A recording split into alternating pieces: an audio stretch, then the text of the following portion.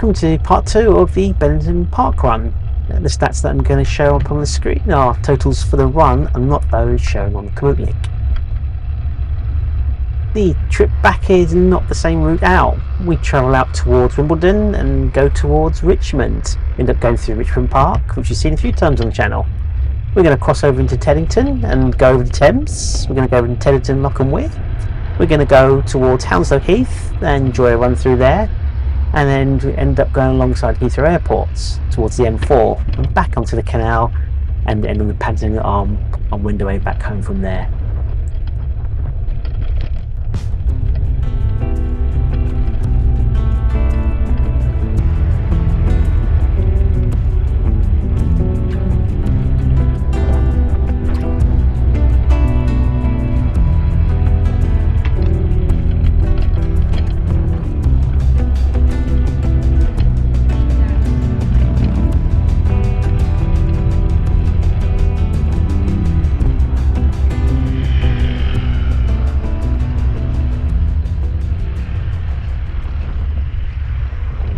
The Nelson Arms, which is a local sports pub these days. It was built in 1910 and stands near the historical entrance of Admiral Lord Nelson's former 180 Merton Place estate.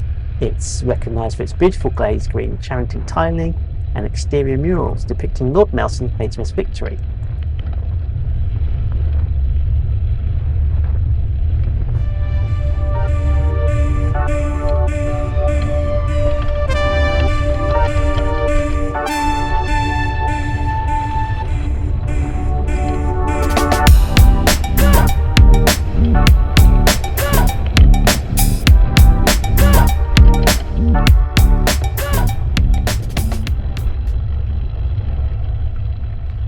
Here we are, we've just passed Court Hope Villas, which is a highly sought after residential cul-de-sac of Victorian period houses located near the London Borough of Merton.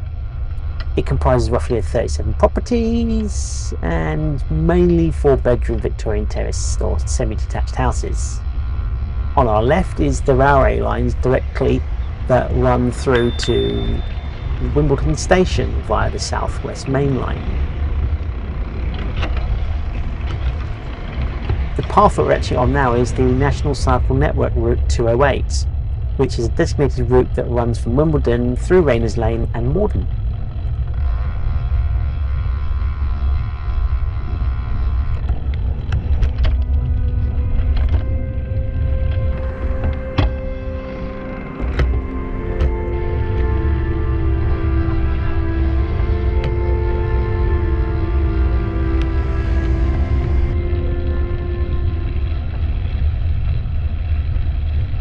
We're still on Route 208 and this is the Richmond Park recreation grounds. It's got football and cricket pitches, it's got tennis and netball hard surfaces, a children's play area with a fenced off modern playground equipped with swing slides and climbing frames.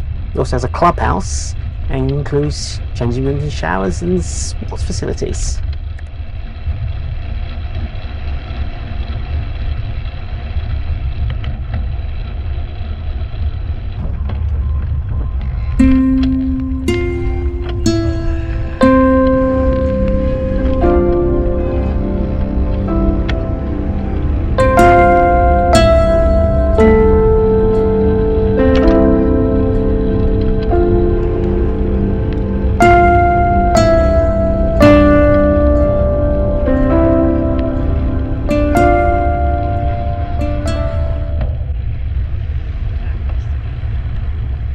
This is Richmond Park and it's featured plenty of times on this channel, so I thought I'd find something different. During World War II there was a secret bunker hidden. This is actually a fuel depot and it was used for the emergency services and military vehicles. In 1921, Pembroke Lodge, now a popular tea room, played a secret pivotal role in the global history. Prime Minister David Lloyd George used the lodge as a highly secure private hideaway to conduct the tense, highly sensitive peace negotiations with the Irish Republican leader Michael Collins. This secret meeting directly resulted in the signing of the Anglo-Irish Treaty, creating the Irish Free State.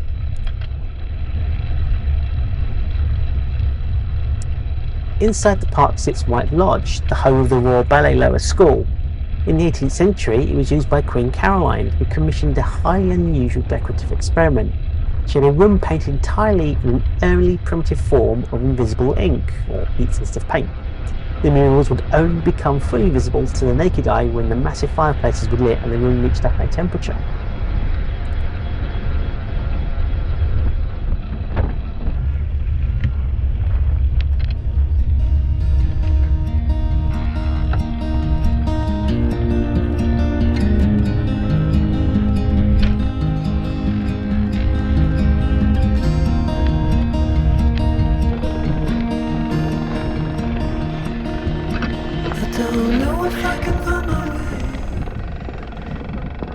This is Teddington Lock and its footbridges. This forms an expansive Grade 2 listed engineering complex spanning the Thames.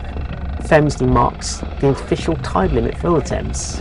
It's located between Teddington on the Middlesex bank and Ham on the Surrey bank. It's the point where the managed river transitions from the tidal tideway into the non-tidal upper river.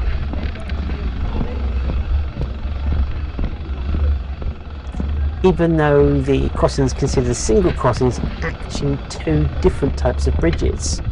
The western section, connecting Teddington to the island, is an elegant lightweight iron suspension bridge that bounces and sways slightly over the rushing weir stream.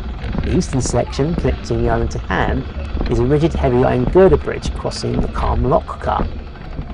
The whole thing was entirely funded by public donations from local residents and businesses between 1887 and 1889 to replace the treacherous slow ferry service.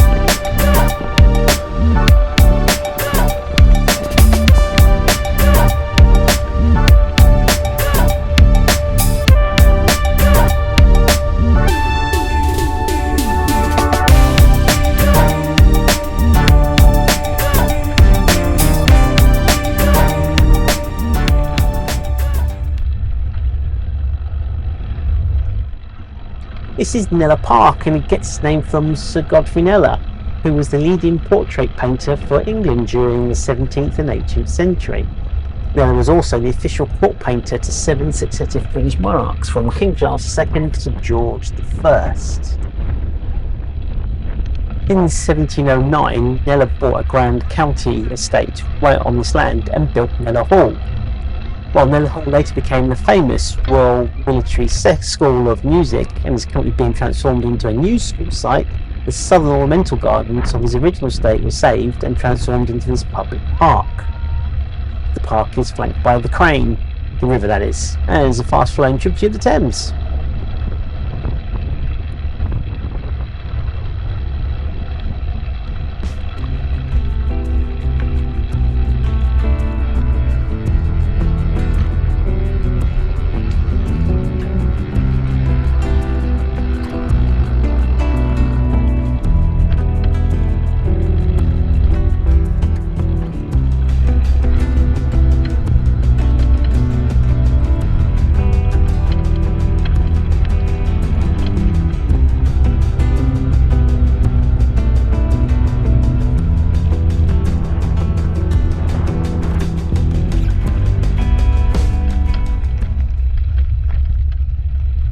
We're back in Hounslow Heath, and this is the birthplace of British mapping.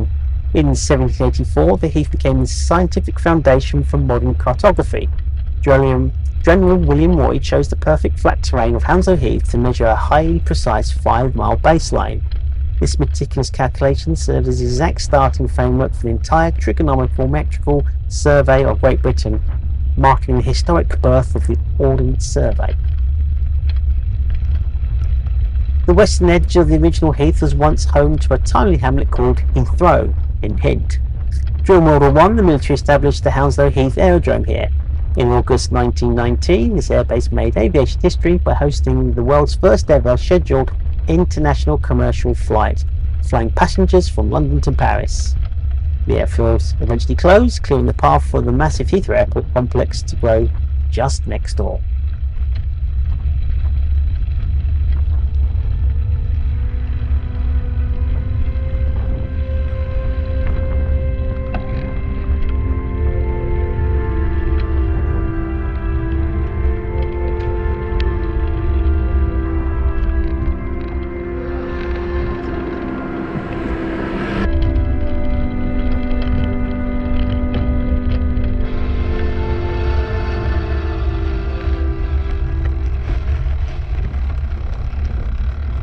Here we are on the bridge that leads down to the canal, and this is the end of the run as far as you guys are concerned. We're going to end up going down the Paddington Arm. As you can see, there's the canal there. That's the Brentford section there, and then I shall take a left and go onto the Paddington Arm and my way home.